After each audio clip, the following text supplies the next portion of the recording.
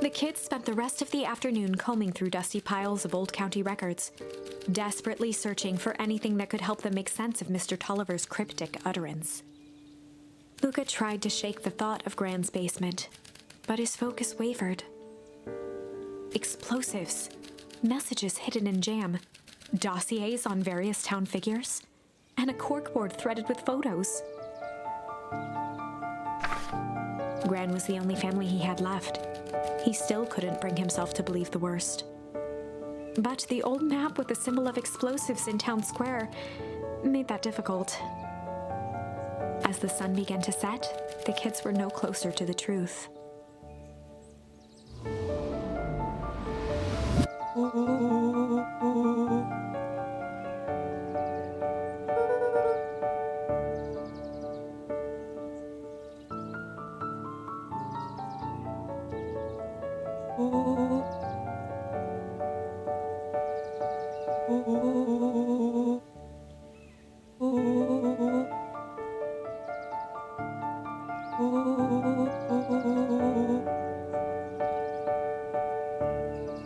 Rollo shut his book with an assertive nod.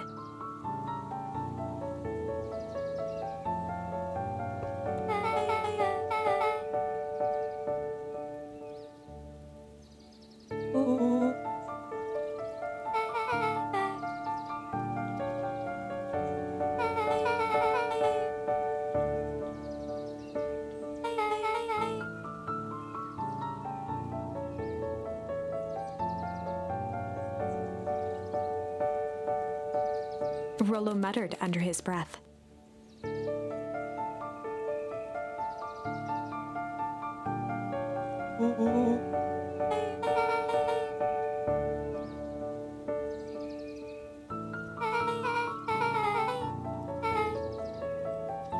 Beck slammed her finger down on the open page before glancing down to read.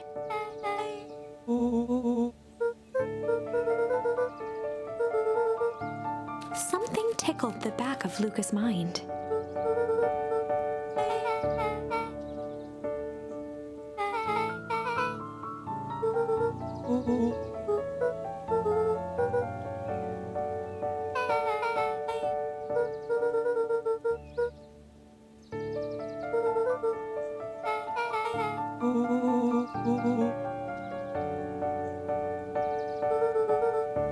The question hung in the air.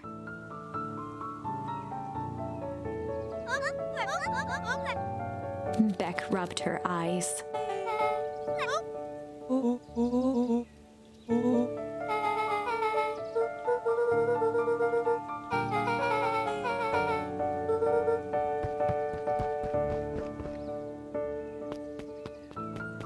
Luca's heart was pounding as he approached the house. If he was lucky, Gran, or whoever it was, hadn't gotten back yet.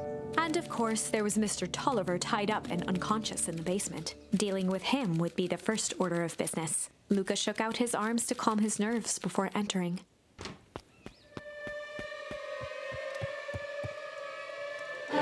He held perfectly still, tempering his breath, and listened closely. She was asleep. His only hope was that she hadn't found Mr. Tolliver before dozing off.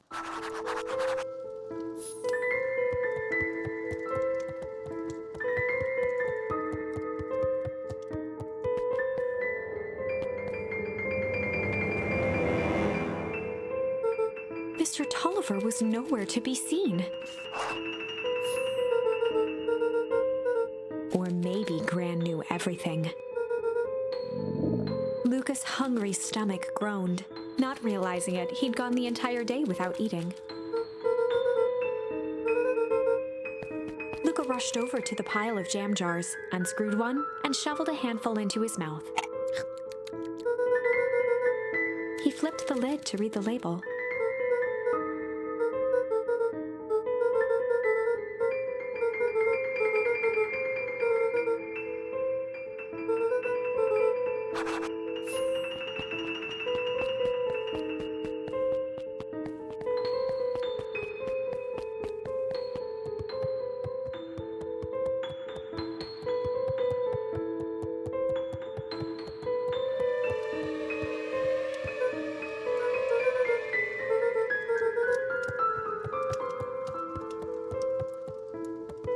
As Luca climbed the final stair, the emotion of the day dragged heavily on him. With each consecutive step, his legs weakened. His stride began to falter. He tried to grab for the railing to steady himself. Something was wrong. Luca groaned and tried to move. His limbs might as well have been bolted to the ground. Through numb lips, he mumbled just before falling asleep.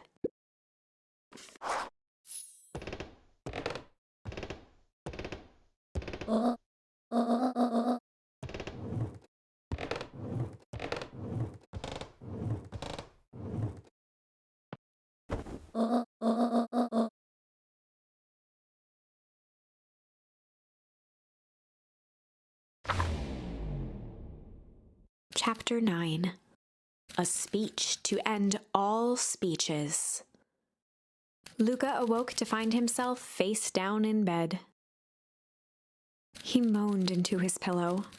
Why would Gran drug him? Or rather, why was she trying to drug Mr. Nuncreed?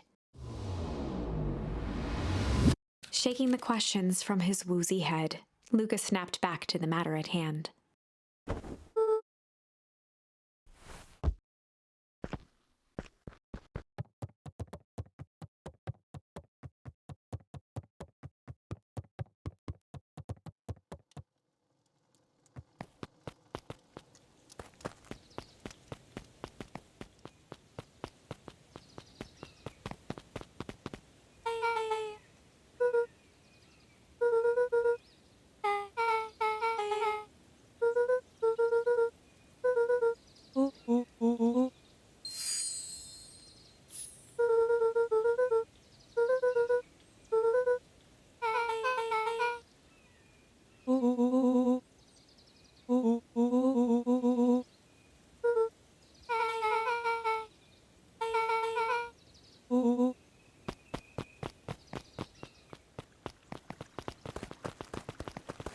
Augustus Valentine nervously wiped his brow.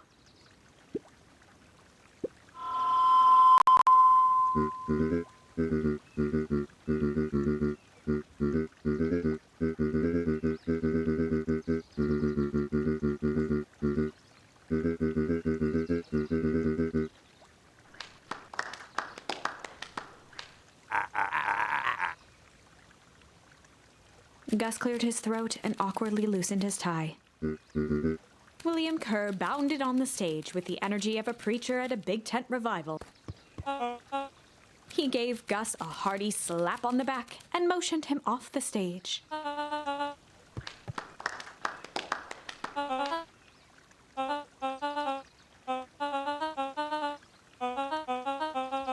Mr. Kerr pulled a thick stack of note cards out from his vest.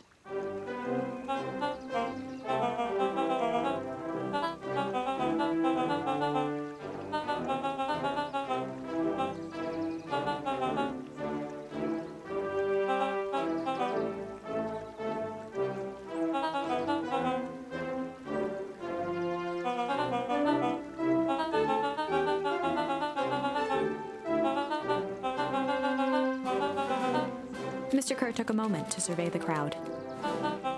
He wiped away a single tear.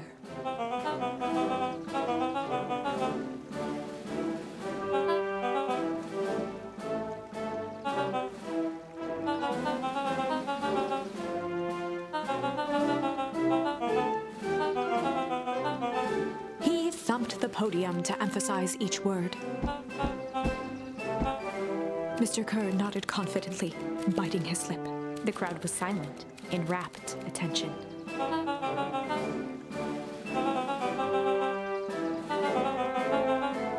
Mr. Kerr methodically made eye contact with each section of the crowd.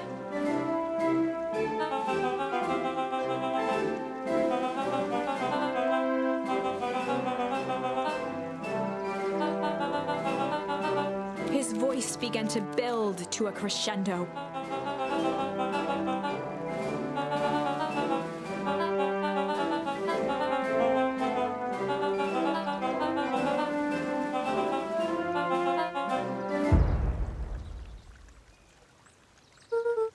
The crowd began to look around nervously.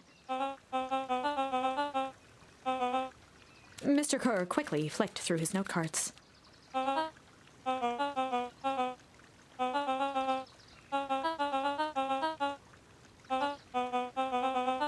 He raised his hands up to the heavens.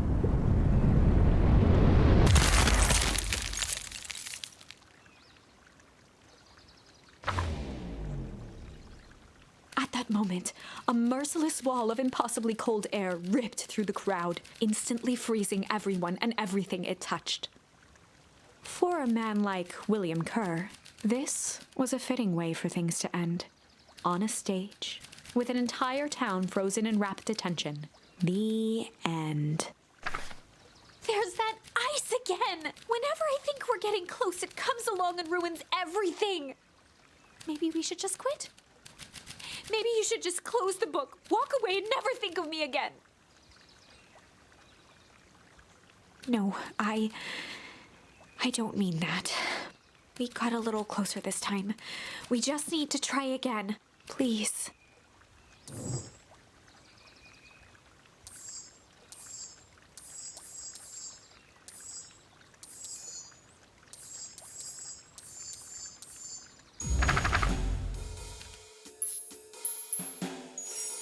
They'd run the classic good cop, sly cop interrogation.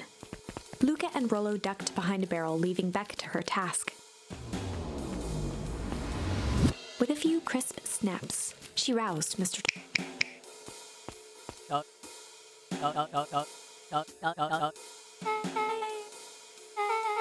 Mr. Tolliver looked down and shifted a bit, testing his restraints.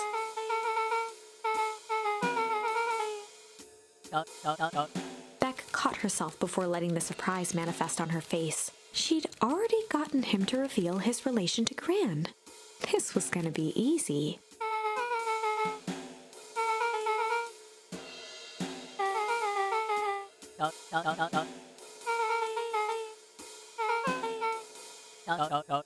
Mr. Tolliver wriggled a bit in his restraints.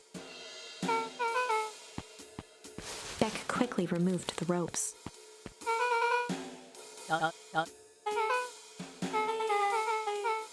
Mr. Tolliver rubbed the growing knot on his forehead. Beck twirled her hand, as if to prompt Mr. Tolliver to finish her thought. Beck shook her head and clicked her tongue. Mr. Tolliver let out an amused huff in agreement.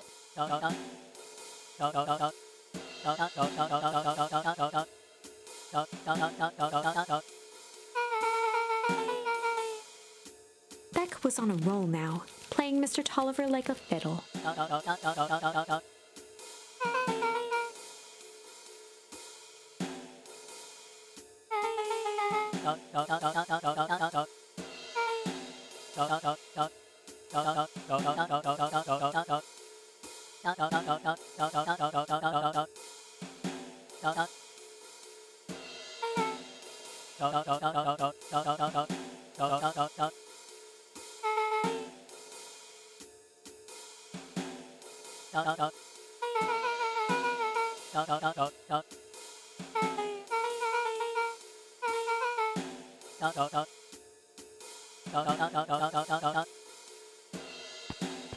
Heading for the stairs, Mr. Tolliver hesitated and turned to Beck with a puzzled look.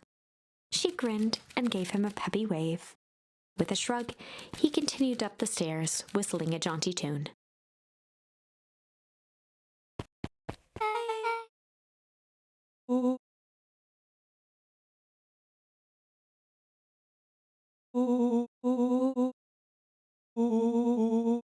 Beck blinked slowly in disappointment.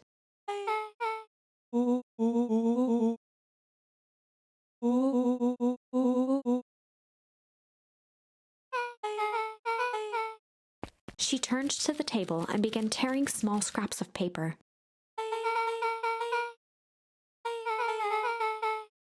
Beck marked each scrap of paper and leaned back.